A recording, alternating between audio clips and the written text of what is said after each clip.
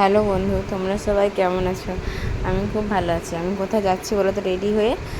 তোমরা জানবে কী করে আমি যদি না বলি? আমরা যাচ্ছি আজকে গাছ ষষ্ঠী করতে আমাদের বাড়ি থেকে কিছুটা দূরে, আমার বাবার বাড়ির কাছে। এখানে গিয়ে দিদি চলে এসেছে, দিদির কোলে চেপে নিয়েছে আমার মেয়ে।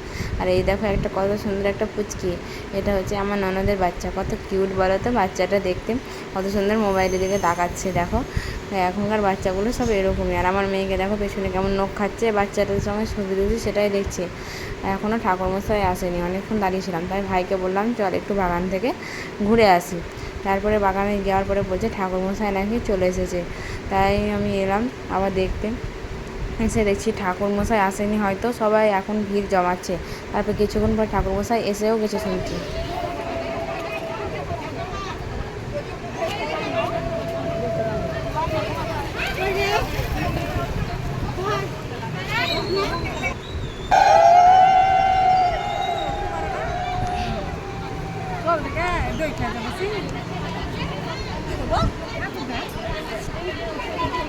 ঠাকুরমশাইয়ের পুজো শেষ হতেই আবার একটু ভিডিও করতে শুরু করলাম আমার নিজের ভয়েসে।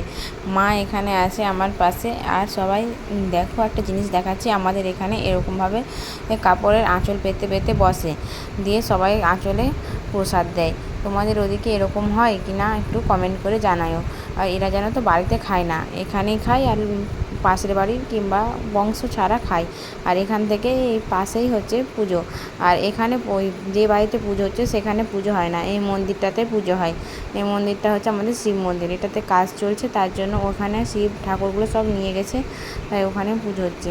আর এখন আমি যাচ্ছি, আমি এখনও পুজোটা করিনি, আগে মায়েরা করবে তারপরে আমি করব। অনেক ভিড় ছিল, তার জন্য আমি ভিড়ের মধ্যে ঢুকিনি, পরে করব বলে আমি থেমে দাঁড়িয়ে আছি।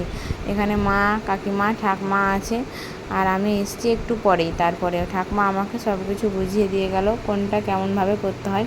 প্রথমে আমি গাছকে দিয়ে দিয়েছি, তারপরে আমি একটু ইয়ার্কি মেরে সবার দিকে জলগুলো দিচ্ছিলাম, আর আনন্দও পাচ্ছিলাম। সবাই আনন্দ পাচ্ছিলো, গরমের দিন যেহেতু, ঠান্ডা ঠান্ডা জল। আর পেছনে যে মন্দিরটা দেখছো সেই মন্দিরটাই হচ্ছে শিব মন্দির, এখন ওটাতে কাজ চলছে, তার জন্য এখানে করে নিয়ে আসা হয়েছে।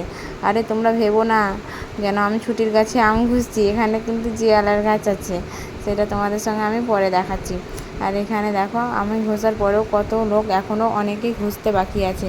আর এই দেখো সেই জিয়ালার গাছটা ছোট্ট তো, তাই ডালপালাতে ঘুষে দিয়েছি।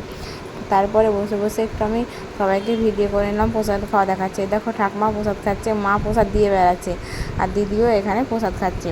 আর এই দেখো পুজো করার পর সেই গাছ ষষ্ঠীর গাছটা, আর এটা হচ্ছে সেই শিব ঠাকুরের শিবগুলো নিয়ে এসেছে, আর ত্রিশূলটা এখানেই এই বাড়িতে এনে রেখেছে, তাই এখানে পুজোটা করলাম আমরা। তারপরে এখানেই সব ষষ্ঠী সুতো বেঁধে তারপরে বাড়ি যাই। আমাদের বাঁধা হয়ে গেছে ষষ্ঠী সুতো। তারপরে বাড়িতে গিয়ে খেয়ে নিয়েছিলাম ছাতু আর আম। কে কে খাও তোমরা অবশ্যই কমেন্ট করিও। Tata, bye bye.